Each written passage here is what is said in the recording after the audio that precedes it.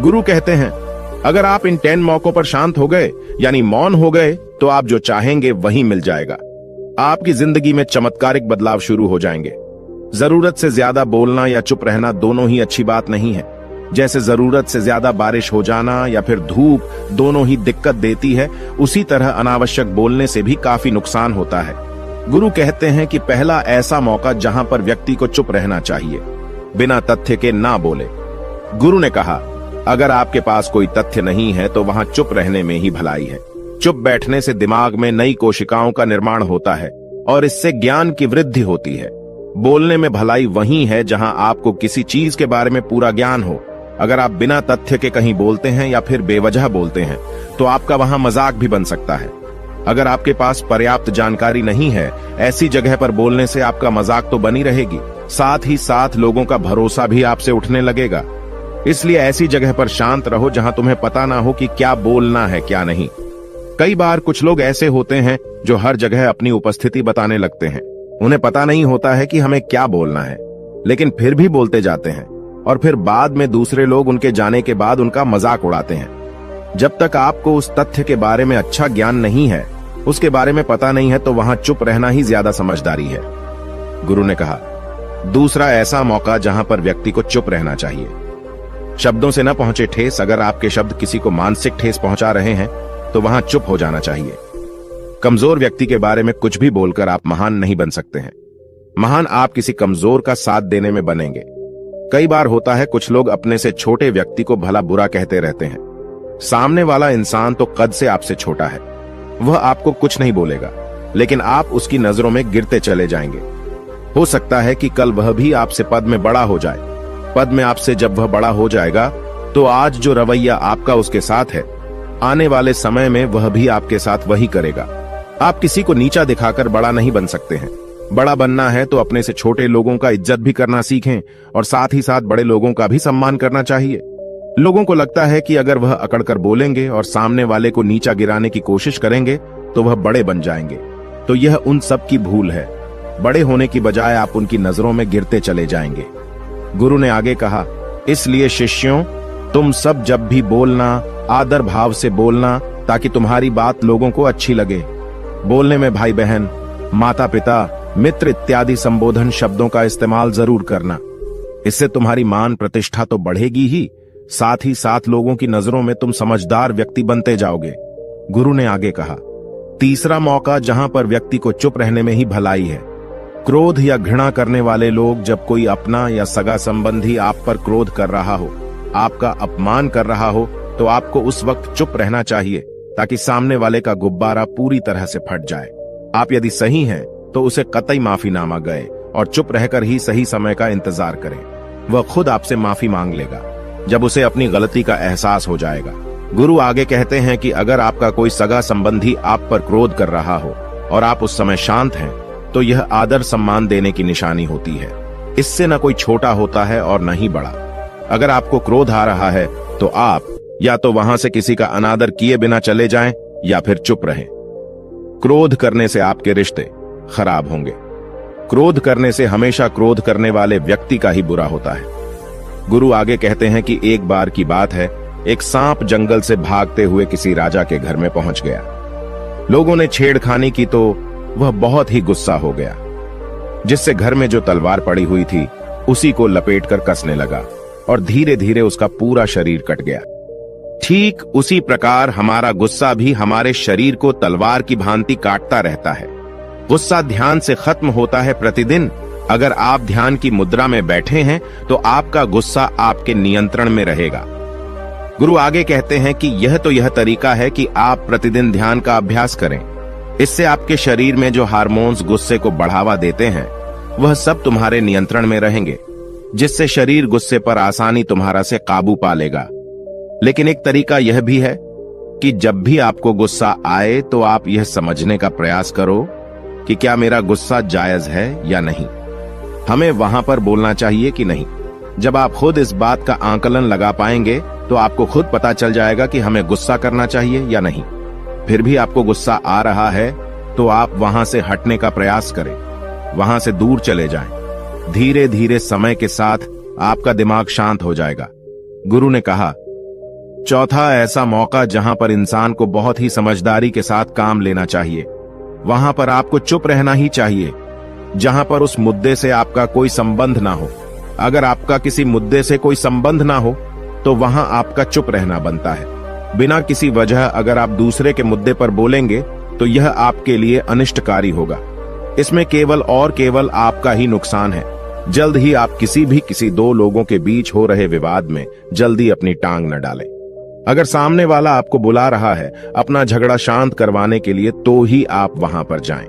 किसी की व्यक्तिगत जिंदगी में दखल अंदाजी नहीं देनी चाहिए जब तक कि वह व्यक्ति आपको नहीं बुलाता है। अपने झगड़े को शांत करवाने के लिए कुछ लोग फालतू में दूसरे के विवाद में कूद पड़ते हैं। इससे उनके मान सम्मान मर्यादा पर लोग उंगली उठाने लगते हैं। गुरु कहते हैं कि 10 मौकों में 5वां ऐसा मौका जहां पर व्यक्ति को बहुत ही समझदारी के साथ चुप रहना चाहिए। आपके शब्दों से किसी मित्र को हानि न पहुंचे। अगर आपके शब्द सामने वाले के परिवार या मित्रों की प्रतिष्ठा के बारे में बुरी झलक दिखा रहे हैं तो आपको चुप रहना चाहिए। किसी के परिवार या फिर मित्र के बारे में बुरा बोलने से केवल आप ही बुरे बनेंगे। जो चीज आसानी से खत्म की जा सकती है उसे अपने शब्दों से बड़ा न करें। बिना चिल्लाए बात करने का प्रयास करते रहना चाहिए। अगर आप बिना चिल्लाए कोई बात नहीं कह सकते तो आपका चुप रहने में ही भलाई है। किसी पर चिल्लाने से आपके व्यवहार के बारे में पता चलता है। ज्यादा बोलने से चीजें हमेशा खराब ही होती हैं। कई बार कुछ रिश्ते ज्यादा तेज बोलने की वजह से टूट जाते हैं। इसलिए अपनी आवाज में मीठापन लाएं। आपके शब्दों से आपके दोस्त को हानि नहीं पहुंचनी चाहिए। कभी कभी दोस्तों के जब हम मजाक हैं तो रहे कि आपके शब्दों से किसी का अनादर ना हो। मजाक को भी हमेशा शब्दों के मायने में ही रखें। जहां किसी को शब्दों से चोट लगे वहां चुप हो जाएं। ज्यादा बोलने से हमेशा नुकसान ही होता है। किसी और की प्रतिष्ठा को अपने शब्दों के माध्यम से उसे हानि नहीं पहुंचानी चाहिए। यदि आपके शब्दों से किसी और की प्रतिष्ठा को ठेस पहुंच रही है तो वहां आपको चुप हो जाना चाहिए। जब कोई व्यक्ति आपके सामने नहीं है तो आप उस व्यक्ति के बारे में बुरे शब्द किसी तीसरे व्यक्ति के सामने न बोलें। गुरु कहते हैं छठा मौका जहां पर व्यक्ति को चुप रहना चाहिए जब कोई कर रहा हो किसी की बुराई। जब कोई आदमी आपके सामने किसी तीसरे आदमी की बुराई कर रहा हो तब तुम्हें चुप रहकर बस सुनना चाहिए।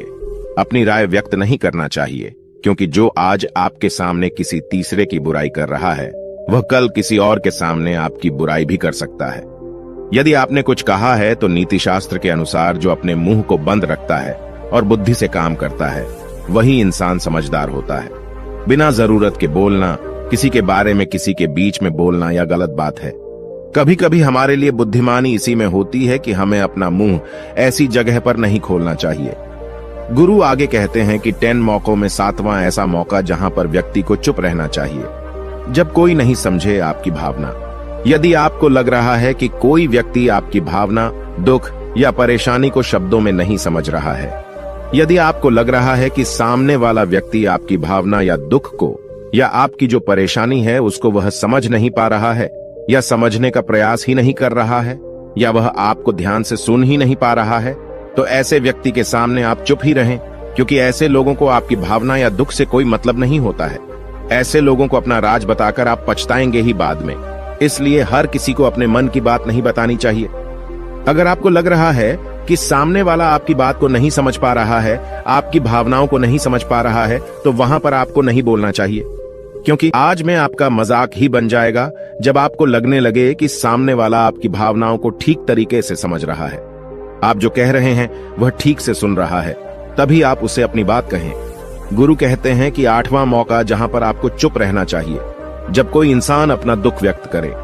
यदि कोई इंसान अपने दुख या परेशानी को आपको बता रहा है तो इसका मतलब यह है कि वह आपको अपना समझ रहा है। ऐसे में तुरंत ही उसे समाधान बताने के बजाय चुप रहकर उसके दुख या समस्या को सुने। उसके दुख या समस्या को किसी और को न बताएं। वह इसलिए नहीं बता रहा है कि उसकी समस्याओं का समाधान कर देंगे, बल्कि वह इसलिए भी बता रहा है कि सामने वाला उसकी बात को समझ रहा है। कई बार बताने से दुख कम हो जाते हैं। आपको अपना दुख इसलिए बता रहा होगा कि उसे लग रहा है कि आप उसकी बात को समझ रहे हैं। दुख बांटने से कम हो जाता है। इसलिए जब कोई व्यक्ति अपना दुख आपसे व्यक्त करे तो आप चुप मारकर उसकी बात को बहुत ही ध्यान से सुनें ताकि उसके दुख कम हो जाएं। उसके मन का बोझ हल्का हो जाए, क्योंकि उसके मन में जो भी बातें थीं वह आपको सब बता दिया। गुरु आगे कहते हैं कि 10 जगहों में 9 ही ऐसी जगह जहां पर आपको चुप रहना चाहिए। जहां पर दुष्ट प्रकृति के लोग रह रहे हों और गाली गलौज कर रहे हों तो आप वहां पर मत जाइए। ऐसी जगहों से आप चुपचाप निकल जाएं, अर्थात अपनी प्रतिक्रिया दिए बिना आप वहां से चले जाएं, क्योंकि जिसकी जुबान खराब होती है, जो दुष्ट प्रकृति के लोग होते हैं, उनको आप ऐसे समय में नहीं समझा सकते हैं। जब उनका दिमाग पूरी तरह से शांत हो जाए तभी वह आपकी बात सुनेंगे। इसलिए जहां पर दुष्ट प्रकृति के लोगों आपकी बात को न मानते हों और न ही सुनते हों तो आपको वहां पर नहीं बोलना चाहिए। गुरु कहते हैं कि 10 माह ऐसा मौका जहां पर आपको शांत हो जाना चाहिए। अपनी सफलता का राज हर किसी को न बताएं। कई बार होता है कि कुछ लोग जो सफलता को बहुत ही जल्दी अर्जित कर लेते हैं, वे हर जगह अपनी सफलता का ढिंढोरा पीटने लगते हैं। ऐसे में क्या होता है कि कई लोग आपकी सफलता से खुश नहीं होते हैं। अगर आप अपनी सफलता का जबरदस्ती लोगों में ढिंढोरा पिटवा रहे हैं तो लोगों की नकारात्मक ऊर्जा आपको प्रभावित कर सकती है। जब आप सफल होंगे तो सबको पता चल जाएगा कि आप सफल हो गए हैं। ढिंढोरा पीटने से नुकसान आपका ही होगा। इतना कहकर गुरु ने कहा, शिष्यों, आज के लिए बस इतना ही। अगर तुम सब मेरी इन 10 बातों को अपने जीवन में अपना लेते हो तो तुम सब काफी हद तक परेशानियों से बचे रहोगे। यहां से जाने के बाद मेरी यह बातें आपके जीवन किसी वरदान से कम साबित नहीं होंगी। दोस्तों, मुझे उम्मीद है इस वीडियो से आपको बहुत कुछ सीखने को मिला होगा। अगर आप नए हो तो हमसे